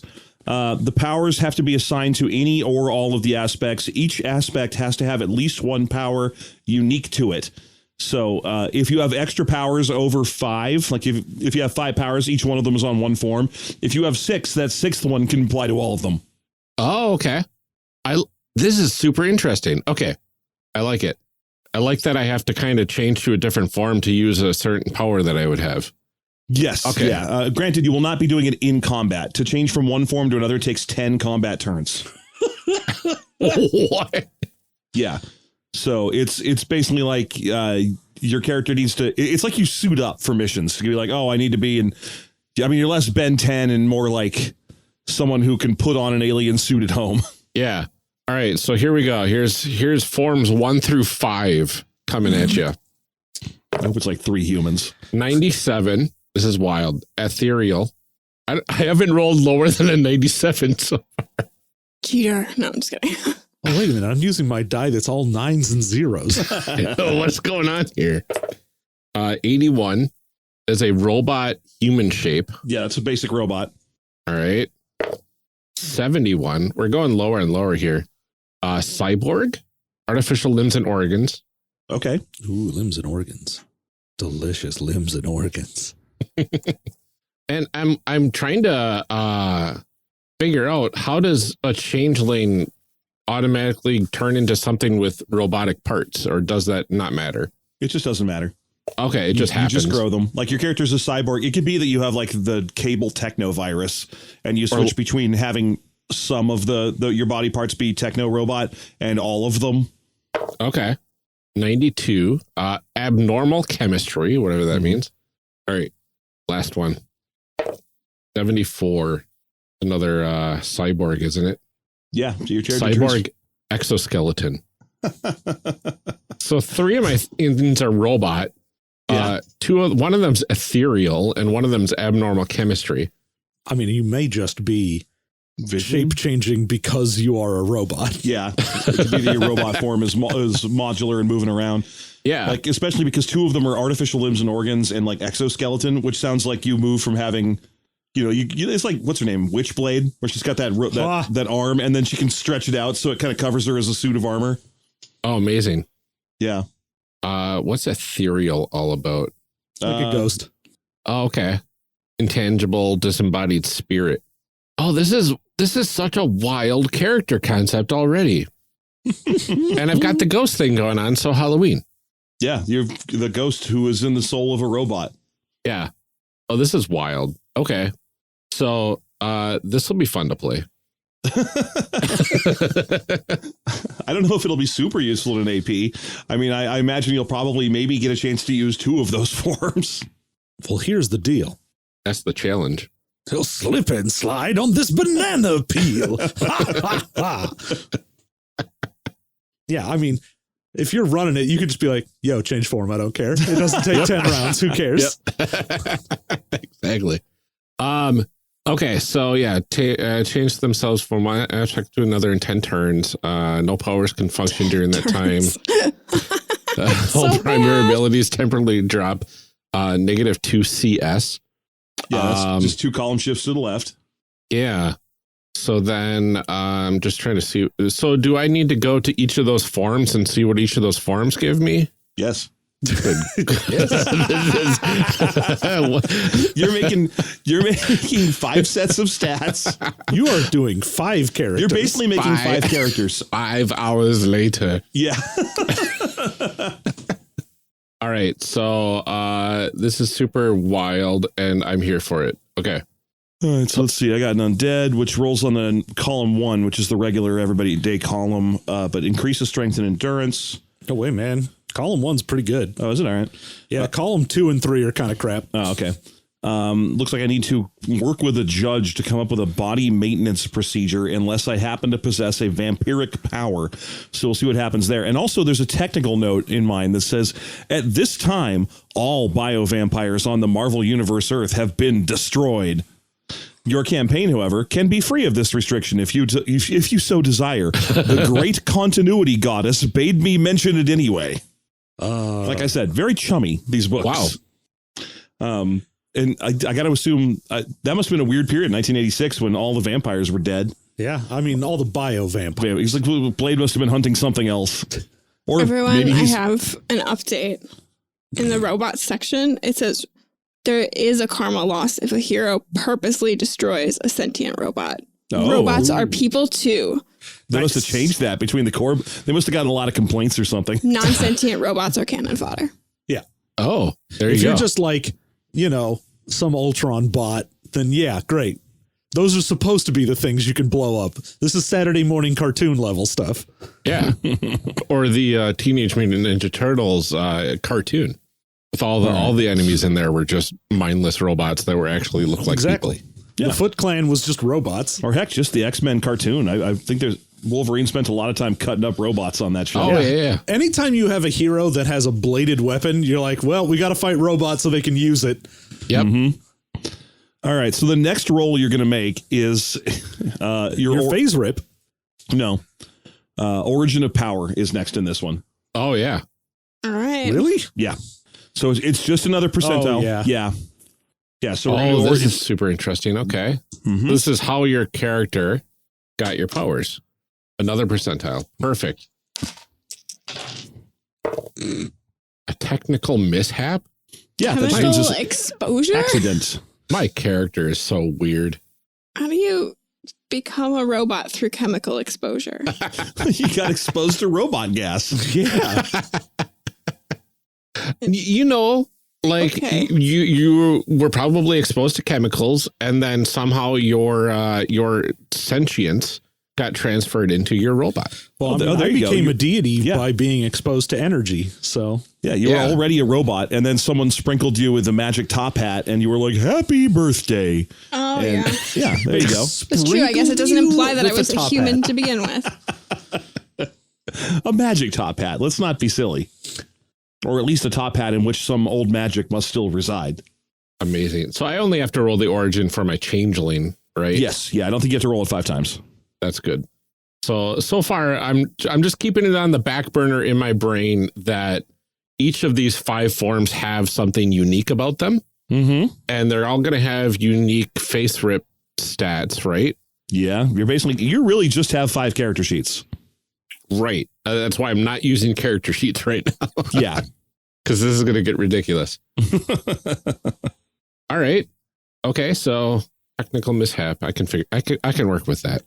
Let's see. I rolled creation, which means that you got made. I got made. So since I'm already undead, for the moment, I'm going to assume a Frankenstein's monster type. Yeah. Like stitched together out of dead parts to make a single new hero. Love it. Because the rule for creation is you were born in the form you now have as an adult with whatever powers you have.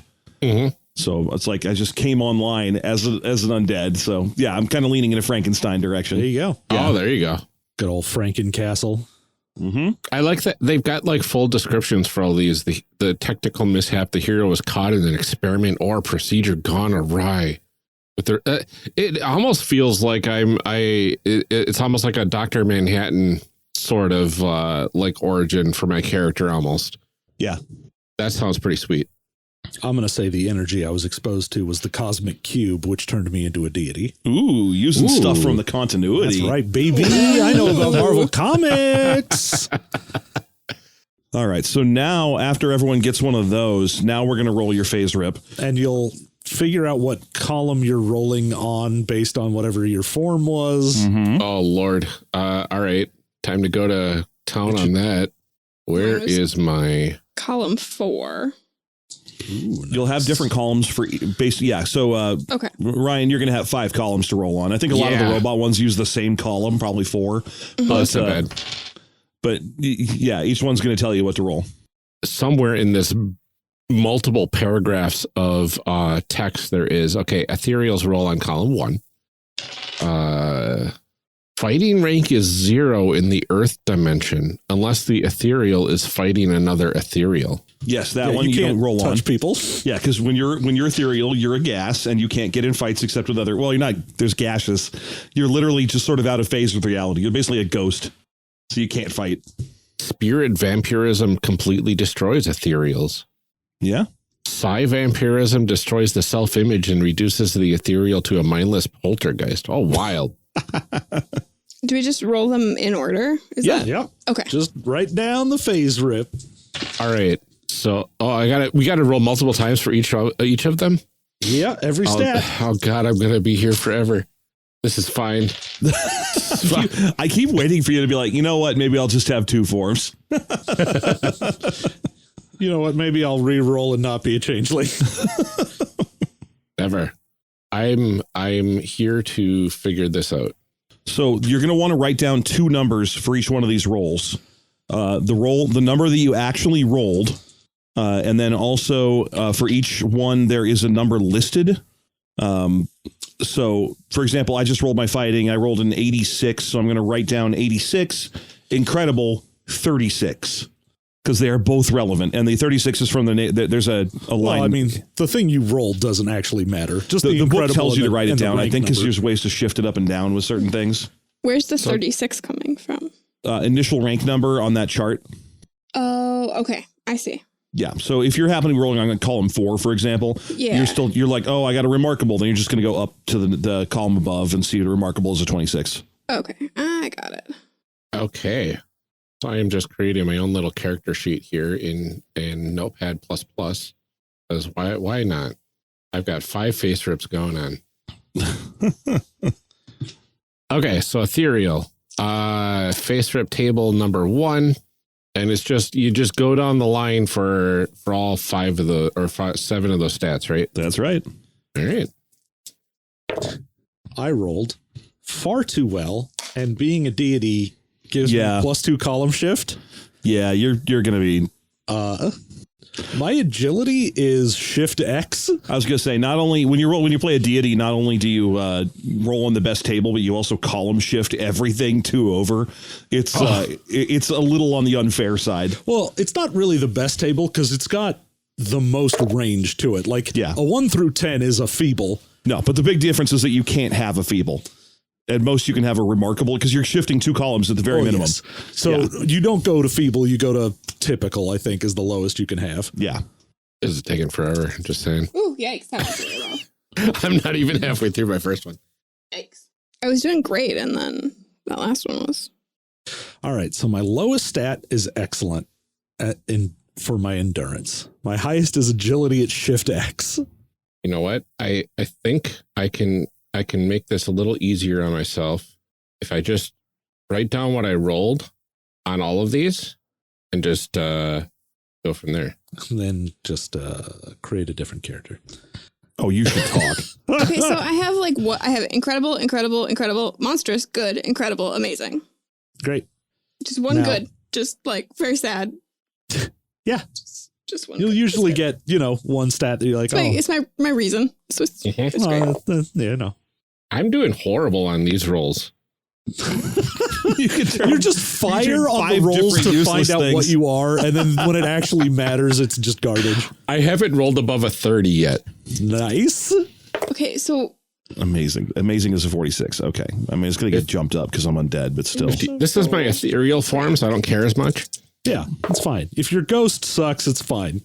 You got a crap I've ghost. got 4 other forms to choose from. Yeah.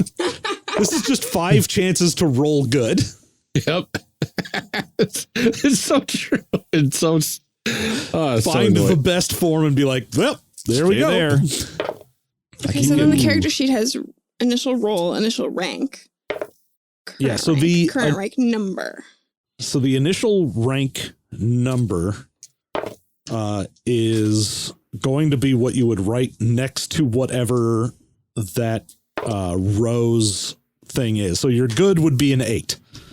Right. Yeah. So I'm just looking at the actual character sheet because it's initial role and initial rank and then current rank and current rank number. And I'm just trying to figure where does the initial rank number go?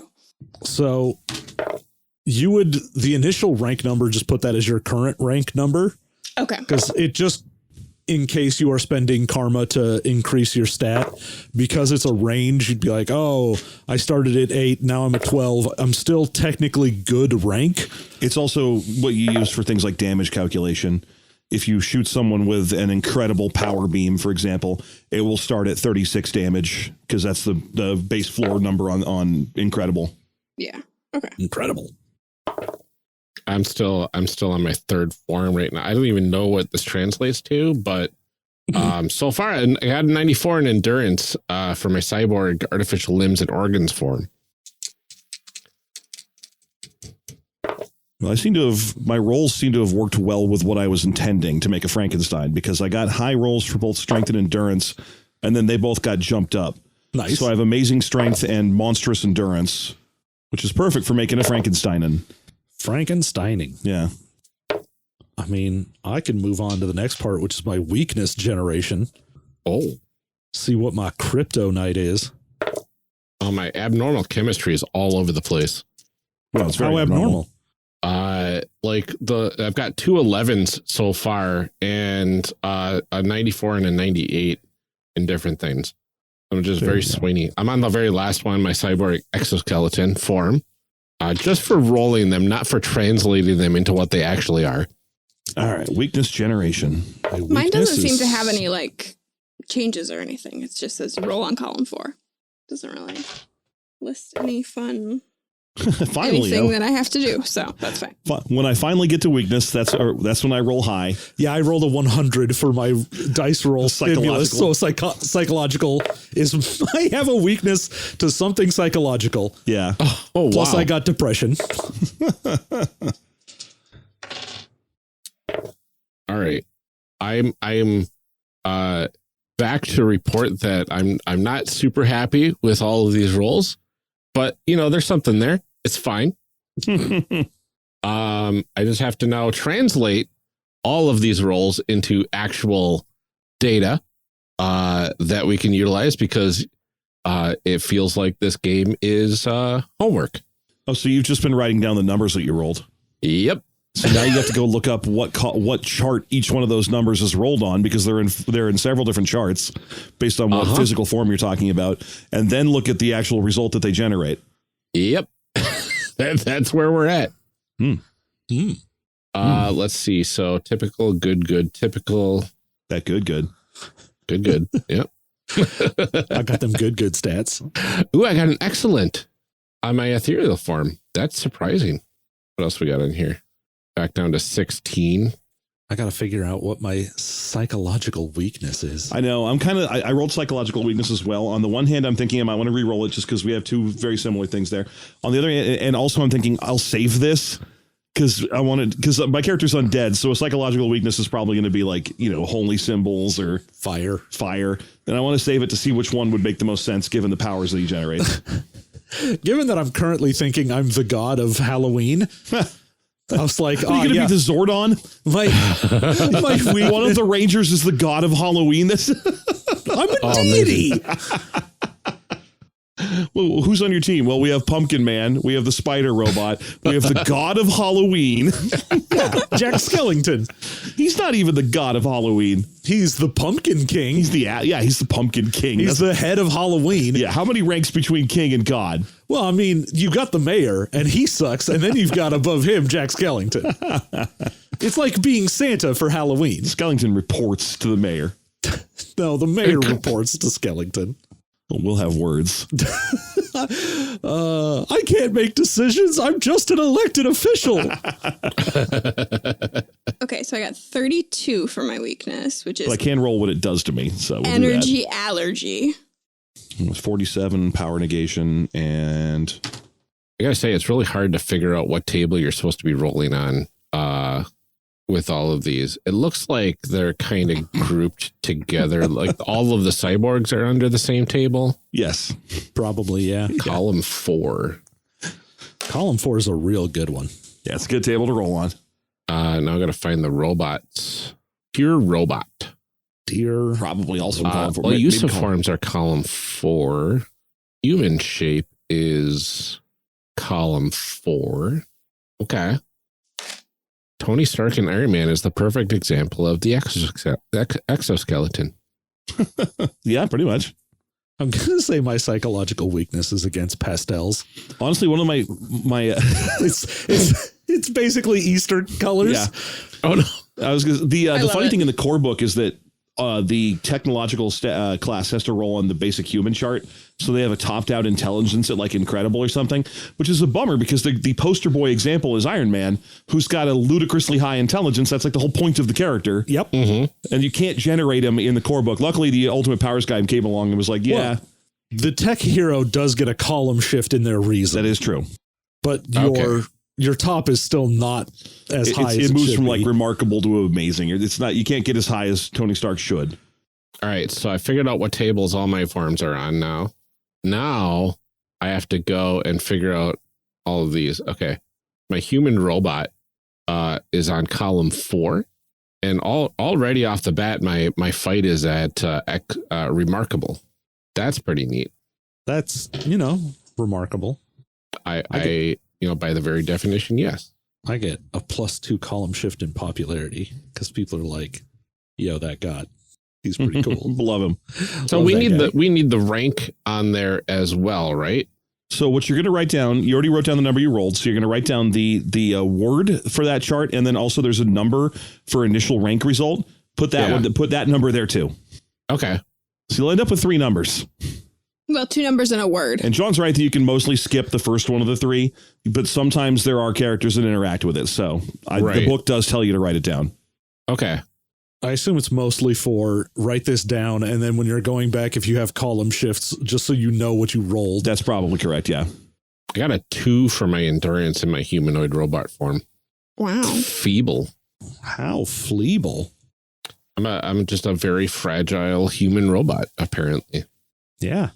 Can you get powers to like boost up, shift your endurance and all that stuff? I mean, you can get like, it doesn't matter if my endurance is feeble, I'm invincible. So you can also just get hyper stat, which is just like raise one of your stats a crazy amount. So yes. Okay. Very good. One thing you're going to find when you're playing with the random rolls in the Ultimate Powers Guide is that there are so many that some of the powers you would think is just like normal. You should probably have these kind of powers when you're playing superheroes like flight. You have like a less than 1 in 100 chance of getting something like that. Well, yeah, because first you have to roll what category of power, and then you're going to roll within that category. Yeah, and travel powers are just like rolling 91 through 00 or something like that. So worse, 93 through 00. Yeah, so you end up with a lot of characters that you end up with a very rarely flying team. Amazing. Call to action. Yeah, like that. This game is a game that people have played, and somebody sure did write that down there, didn't they? Yeah. Jef and Jon are delightful as usual, and this game is it's interesting. It's out there. It's interesting. Yeah. Honestly, we love random tables. And True. This game sure has a lot of them. And it probably wouldn't have been as traumatizing if I hadn't rolled what I rolled right away. You were warned. I understand that I did this to myself. And I feel like this is one of those where you're like in a group session, you're like trying to find a nice thing to say about it, and you were like, it was in a book. It was in a book. They sure did get that published, didn't they? They really did. But as usual, there's no one that I would prefer to have on to discuss these kinds of games than Jef and Jon. Like, I mean, I know that this is what they do, but they're always so much fun to talk to, and they have so much insight on why things are like that in these kinds of games. Yeah. And, you know, like what kind of trends these games started and, you know, where things change. It's always a fun conversation with them. So yeah, absolutely fascinating. You could almost say that they have some sort of system mastery. And as I tell you every time, you could say that, but you wouldn't, right? This is just hypothetical. We're just hypothetically talking. Somebody could say that. Yep. Somebody could say that. Absolutely. Yeah. Well, let's get to some calls to action before everybody leaves. It's fine. Before all our listeners abandon us. We had a good run, Ryan. We had a good run. It ends at 4. A quick reminder to check out the 2 games that we recently covered on Spotlight episodes last month that are now crowdfunding still. Yazeba's Bed and Breakfast and Deimos Academy. Both are out there. We have links in the show notes for those. We are taking questions for a special anniversary Q&A episode that we'd like to do. We did one after our first anniversary, but we haven't directly taken questions since then. So we'd love to hear from you. We will put a link to our Google form in our show notes. We'll also make sure that we post it on Twitter and in our Discord. If people want to leave us some questions, we'd really love to answer them, do a little mailbag episode for our anniversary. Absolutely. If you want another look at what's changed since the beginning, you can always go back and check out our re-recording of our episode 0 that is at the top of our feed. We had a lot of fun looking back at what we thought the show was going to be versus where it is now, things that have changed in our own personal styles. We had a really good time re-recording that one, and I'm much happier with what's in the feed now than what was there before. So it definitely sounds like we are human beings talking to one another in a way that we actually know each other. Yeah. Well, the other one is like we could have recorded separately and like just been reading a script or something. I don't know. We've grown a lot in 4 years, as you would hope anybody would do. So definitely, if you haven't checked out our re-recording of episode 0, there's a lot more content. We didn't just like go through and redo the audio or anything. It's a full new episode. So go check that out. And then check the show notes for the Google link. Absolutely. We are still in need of reviews as well. We've been so grateful for the amazing things people have said about the show over the years, and we would love to read more in the future. You can leave a review on Apple Podcasts, aka iTunes, Podchaser, Podcast Addict, Facebook, not Stitcher anymore. Nope. Don't even go there because you can't. I mean, you can go there if you want, but it's going to be a waste of your time. For leaving a review, yes. Right. For the most part. Yeah. But yeah, goodness, there's only a few places to leave reviews. If there's any niche places that you know of that you can leave reviews and you have left a review there, let us know, because otherwise we will probably not find it. Mm-hmm. And we would like to find it so that we can read it. Mm-hmm. And feel great. They make us feel amazing every single time we get one of those reviews, and they always brighten our days. So yeah. If you want a free gift that you can send our way, leave a review. Absolutely. You can also check out our recent bonus episode where I sit in a closet on the floor with my children and then struggle to get back up again afterwards. But we also make characters for the game Weird Scouts, which was a lot of fun. It's interesting to listen to that one compared to the one that we did several years ago when we did No Thank You Evil. They've grown up a lot and we had a good time. So that is over in the One Shot Patreon feed. You can become a patron at the $5 level to get access to that one over at patreon.com/oneshotpodcast. Mm-hmm. Well, thank you all so much for sticking with us, both through this game, and the last 4 years. We will be back next week with more character creation. And until then, be safe, drink some water, get vaccinated, relax those shoulders, and keep making those amazing people.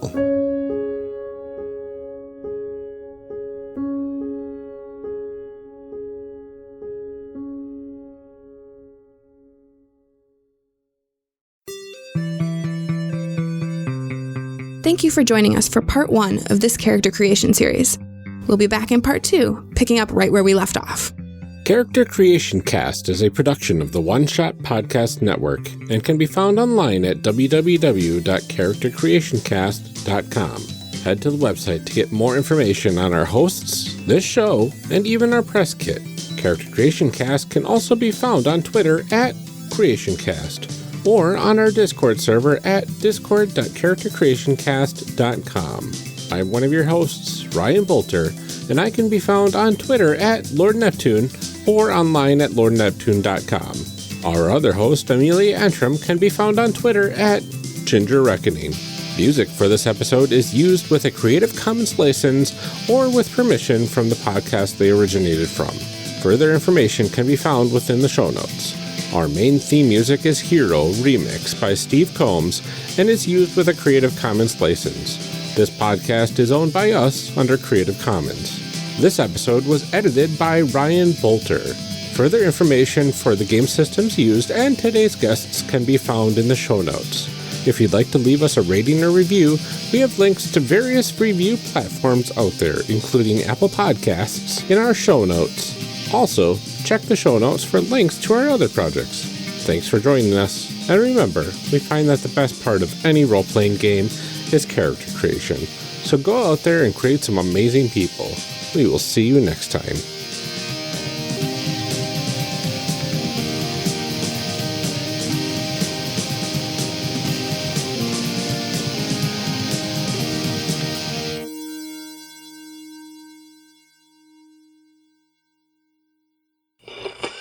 Now we gotta read some show blurbs. Show blurbs. Show blurbs. Show blurbs. Show blurbs. Character Creation Cast is hosted by the One Shot Podcast Network. If you enjoyed our show, visit oneshotpodcast.com, where you'll find other great shows like Campaign. Campaign is an actual play podcast exploring long-form role-playing. The current campaign, Skyjacks, takes place in an original setting inspired by the music of the Decemberists, folktales, and classic adventure fiction. Join Liz Anderson, John Patrick Cohen, Tyler Davis, Johnny O'Mara, and Game Master James D'Amato as they tell a tale of daring sky pirates. Also, it's basically an elaborate retelling of Weekend at Bernie's. Just search for Campaign or James D'Amato on iTunes, Google Play, or your favorite podcast app.